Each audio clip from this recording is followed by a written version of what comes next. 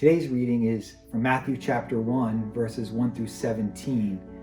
And verse 1 simply says this: "This is the genealogy of Jesus, the Messiah, the son of David, the son of Abraham."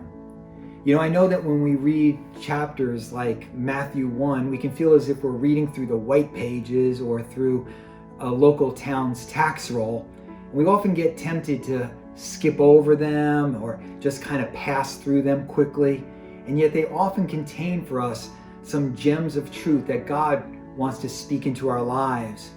And one of those gems is found in the verse I just read in verse 1, where Matthew refers to Jesus as the son of David and the son of Abraham.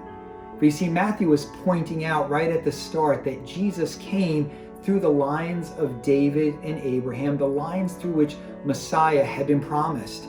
Matthew was stating at the start of his gospel that Jesus is the Messiah, the promised one, the one who would bring salvation to mankind.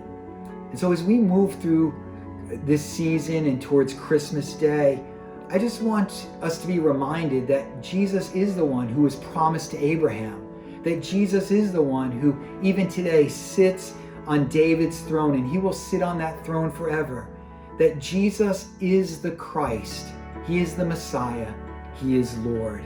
And so we worship him, we honor him, and we celebrate him through this season. Let's just pray a prayer of thanksgiving. And so, Lord Jesus, we do thank you that you came through the line of Abraham, through the line of David, and that today you sit on David's throne, and that you are Christ the Lord. And so we honor you, we worship you as such, and I pray that each one of us would know your hand at work in our lives as Jesus the Messiah. And it's in your name we pray. Amen. Thanks and God bless.